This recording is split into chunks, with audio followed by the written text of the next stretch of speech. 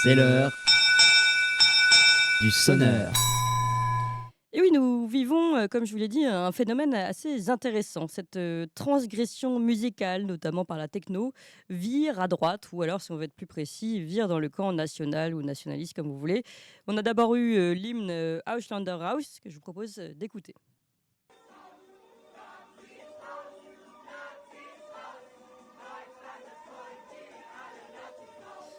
Voilà, donc là, vous l'entendez, je crois que ce sont des jeunes Allemands qui chantent ça dans une soirée, mais il est notamment parti des clubs de foot allemands. Évidemment, hein, ça veut dire étranger dehors, donc propos polémiques qui font très peur, d'ailleurs, qui a été interdit d'être chanté pendant ces matchs.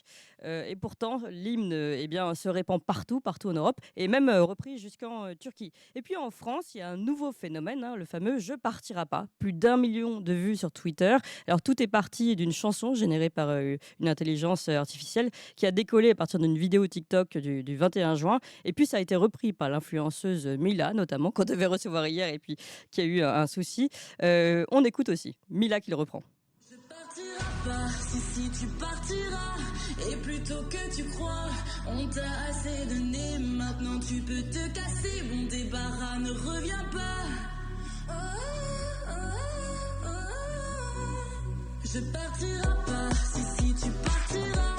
Et plutôt que tu crois, on t'a assez donné. Maintenant tu peux te casser, bon débarras, ne reviens pas. Voilà. Le Je partirai pas, donc qui est repris de partout maintenant. Dans les deux cas, hein, de Auslander Rice, Je partirai pas, un message clairement anti-migration, anti-étranger. Étranger dehors, c'était la traduction d'Auslander Rice. Je partirai pas, c'était les mots inspirés d'un étranger sous OQTF qui devait quitter le territoire et qui criait non, je partirai pas. Bon, la droite, donc nationaliste, s'approprie les nouveaux codes de la techno, de la transgression. C'était ça qui nous intéressait. Et puis, de l'autre côté, on a une gauche alors gauche, pareil, on peut aussi interroger ce critère, on va dire, politique, qui lance un morceau de rap publié donc lundi dernier, No Passaran. C'est un collectif hein, de rappeurs, il y a une dizaine de rappeurs, dont Akhenaton, dont Fianso.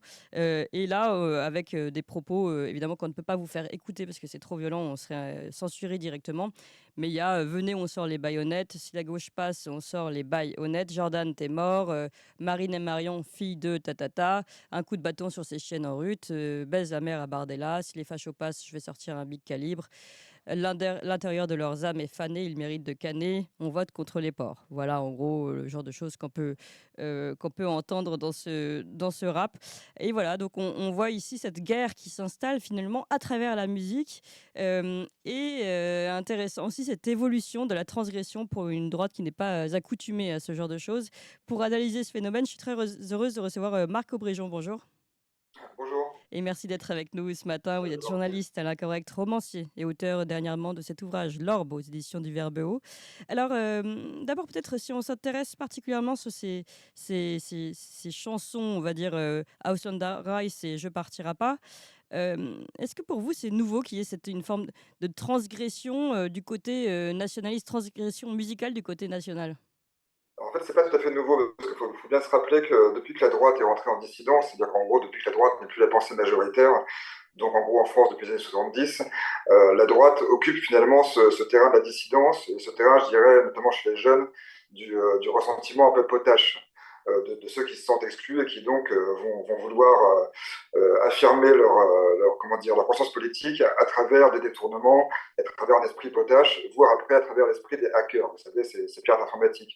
On l'a vu d'ailleurs pendant la campagne de Trump, hein, on a vu la campagne de Trump, c'était toute la communauté 4chan, vous savez, ce sont ces jeunes, souvent hackers, qui en fait sont très alertes au niveau informatique, Ouais. qui en fait ont tout fait pour démonter la campagne démocrate, et souvent de façon très drôle, en faisant beaucoup de détournements, en faisant beaucoup de chasse aux démocrates virtuels, bien sûr.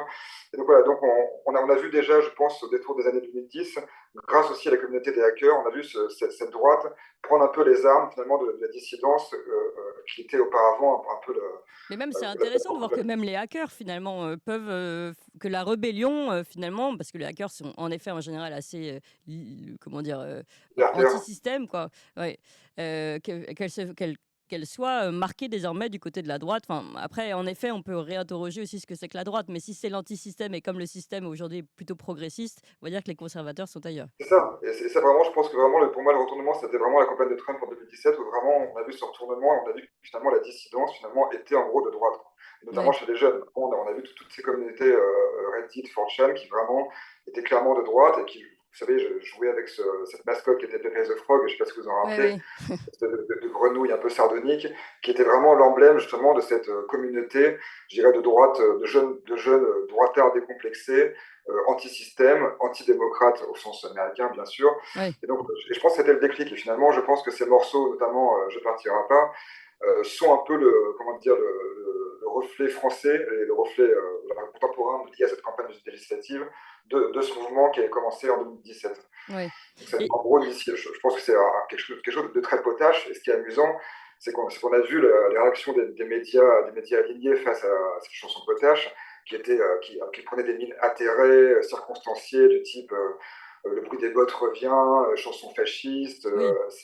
Alors qu'en fait, quand on écoute bien les paroles, il n'y a aucun appel au meurtre. C'est une chanson potache, quasiment de cours de récréation en fait. C'est un petit malin, je pense, qui se trouve est lycéen, peut-être étudiant en commerce, que sais-je, qui a juste fait un prompt rigolo sur une IA pour obtenir ce tube de l'été, comme dirait. Hmm. Comme dirait. Ah oui, donc pour vous, c'est, un peu, humoriste, potache, il faut pas le prendre, enfin justement, ce serait aussi le comment dire? Le côté fort de cette, jeunesse, rebelle par rapport au système, c'est ce côté un peu avoir de l'humour et savoir tourner les choses en dérision? Oui, je pense que finalement une pensée en dissidence, et donc la pensée de la droite dans cette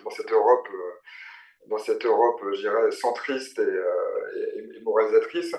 Du coup, une pensée dissidente, je pense qu'elle passe forcément par l'humour. Et ce qui est intéressant, c'est de voir dans cette bataille culturelle, on va en parler avec le clip de rap Ne pas Oui, Saran, ouais, ouais. c'est que là où la gauche et là où le centrisme se battent avec des armes, justement, n'ont aucun humour, et du coup, on devient sinistre et dangereux, la droite, au contraire, se bat avec les armes de l'humour, et je dirais depuis déjà un petit bout de temps, en fait. Oui, bah, justement, alors on va parler de ce rap. Alors là, pour le coup, c'est très organisé. Il y a, un collectif de rappeurs, il y a un réalisateur, on n'est pas du tout dans la même, cour justement, que Je partirai pas, qui a été repris de toute façon de manière naturelle par tout le monde, mais c'est chaque personne qui s'est réapproprié la chanson, tandis que là, on a un collectif organisé qui a publié son clip et puis de personnes, très connues, hein, comme Akhenaton. Et là, oui, vous le dites, on n'est plus du tout dans le même genre de paroles, hein, avec bon, je recharge la Kalachnikov, je tire, machin, fils de tatata. Enfin voilà, on est sur des termes beaucoup plus violents et qui, avec une incitation à la haine claire. Oui, alors si vous voulez, ce qui est intéressant, c'est qu'en fait, ce clip, alors, je crois qu'il dure 9 minutes, hein, donc faut quand même faut quand même accepter de les voir parce que c'est quand même assez douloureux, même musicalement, c'est pas ce qu'il y a de meilleur en rap. Moi qui en écoute un peu, je peux vous dire que c'est vraiment le bas du panier. Et en fait, ce qui est intéressant, c'est qu'en fait, il y a une vraie schizophrénie du rap français. Dans la mesure où le rap, depuis, vous savez, depuis le mitterrandisme, depuis Jack Lang, c'est vraiment une musique d'État. En fait. C'est une musique urbaine qui a été récupérée notamment par le mitterrandisme pour en faire la figure de proue, notamment de SOS Racisme, et finalement pour entretenir un peu, je dirais, dans les quartiers, cette sécession à la fois pseudo-populaire et en même temps racialiste, qui est devenue le fer de lance finalement de la gauche mitterrandiste et post-mitterrandiste. Donc en fait, le rap, c'est une musique d'État, sauf que le rap, entre-temps, notamment outre-Atlantique, est devenu une musique tellement populaire et tellement je dirais, diverse, que ça fait bien longtemps qu'aux États-Unis, le rap est une musique politiquement très diverse. D'ailleurs, on a le fameux rappeur Kanye West, qui a fait depuis très longtemps son coming out trumpiste. Et aujourd'hui, on voit ce petit collectif alors, à la fois de vieux rappeurs des années 80-90, comme Seth Gecko, Kenaton, Al Capote, qui reprennent finalement les antiennes de ce combat et ce racisme à la Harlem Désir, complètement ringard, parce que maintenant la France a changé, le RN a changé. En fait, ils vont juste finalement reprendre ce vieux paradigme SOS racisme pour le plaquer un peu de façon complètement à la hâte, je dirais, sur le paradigme moderne. Et à côté, on a toute une génération de jeunes rappeurs qui, eux, sont complètement dépolitisés et qui, d'ailleurs, le reconnaissent dans leurs paroles. On a des couplets qui sont Oui, assez effarants, où les rappeurs disent Vous savez, moi, je vote pas, j'y mais comprends bon, quand rien. même, le Ouais. RN, leur programme est pas cool, en gros. Donc, c'est vraiment de ce niveau-là, quoi. Mmh. Et donc, on a ces deux générations qui se confrontent, et c'est là qu'on voit que le rap français est vraiment comment dire, le cul entre deux chaises. C'est-à-dire, d'une part, entre cette musique d'État instrumentalisée voilà, par le gouvernement, et d'autre part, entre une musique qui s'est façonnée autour du fantasme du gangster. Il ne faut pas oublier qu'aujourd'hui, 90% du rap, qu'on appelle d'ailleurs la trap, qui est un sous-genre du rap, les paroles sont basées autour du trafic de drogue et du fait de la glorification de casser la France de l'intérieur par la drogue, notamment les Baptous. Vous savez, les rappeurs se félicitent finalement de dealer de la drogue pour corrompre en fait les jeunes Français. Et il Oui. y a vraiment ça, c'est pas du tout une invention, c'est vraiment dans les paroles de 90% du groupe de rap. Alors, Donc d'un Marc côté, Aubrigeon, juste, beaucoup de personnes me disent que votre son, et c'est sûr qu'il n'est pas extra, mais ouais, je ne sais pas si vous avez un moyen de vous approcher de votre oui, oui, je ordinateur. peux m'approcher tout à fait. Ouais, on va voir si on peut, mieux faire parce qu'en plus c'est vraiment très intéressant. Oui, continuons un petit peu sur alors c'est intéressant finalement, vous nous dites, électro, techno plutôt, digression, transgression par rapport au système, rap, musique d'État. C'est en effet pas forcément, naturel de penser comme ça. On se dit toujours: «Ne rap ce sont les rebelles». Non, en fait, ce sont des rebelles instrumentalisés ou utilisés comme tels. Oui, complètement, si vous voulez, pour moi, le rap, c'est un peu l'équivalent des antifas. Et d'ailleurs, les premiers groupes de rap conscients des années 80, par exemple Rocking Squat, était en fait le fils de l'acteur Jean-Pierre Cassel, hein, les frères de Vincent Cassel. Vous voyez, c'est pas du tout les milieux Oui. ni ouvriers populaires, c'était à la base le rap conscient, c'est-à-dire le rap qui dénonce le racisme, et tu faisais partie des hautes sphères. Voilà. Oui, d'accord. Alors, autre, question, c'était par rapport comment dire? À la réaction médiatique. Vous aviez parlé du bruit des bottes, en effet, pour, «Je partirai pas», qui ont été des commentaires qu'on a pu lire, dans les médias notamment. Alors que pour ce rap, justement, il y a eu d'ailleurs, une première re dépêche de l'AFP, on va dire, clairement maladroite, qui a accompagné ce rap en disant: «Bah, voilà, un appel, à voter contre le RN qui est malheureusement contre-productif». Enfin, voilà, donc on sentait qu'il voulait vraiment soutenir ce rap malgré les paroles, violentes. Donc là aussi, c'est intéressant de voir comment les médias se positionnent par rapport à chacune des chansons. Ah oui, il faut lire l'article du Parisien qui a présenté hier le morceau. C'est un article élogieux qui en fait quasiment des héros. Sans oublier qu'à mon avis, il y a quand même derrière, même si officiellement les rappeurs ont participé à titre gratuit, je pense que derrière, il y Il y a aura une quand même des commande? royalties. Voilà, il y aura quand même je pense, un but financier derrière tout ça.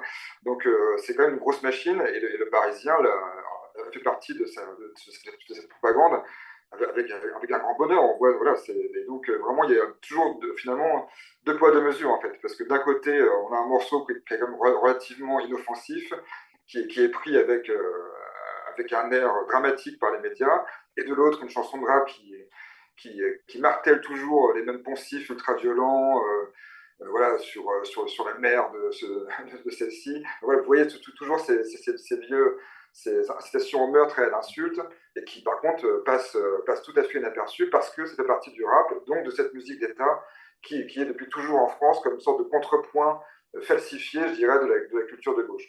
Est-ce que vous iriez jusqu'à dire qu'il y a eu une commande d'État? Est-ce que c'est quelque chose qu'on peut imaginer? Comme vous l'avez dit, sous l'ère, mitterrandienne, finalement, il y avait comme, une instrumentalisation de ce rap. Est-ce que là aussi c'est instrumentalisé et peut-être même commandé?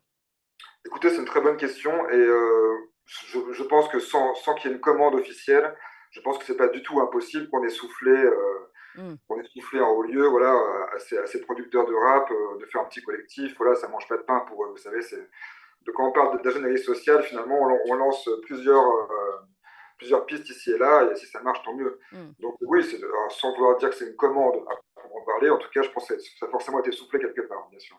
Eh bien, merci beaucoup, Marc Aubrégent. Je rappelle, journaliste à l'incorrect, romancier, auteur, notamment de ce livre «L'Orbe» aux éditions du Verbeau. Merci beaucoup pour cette Merci à analyse. vous, bonne journée.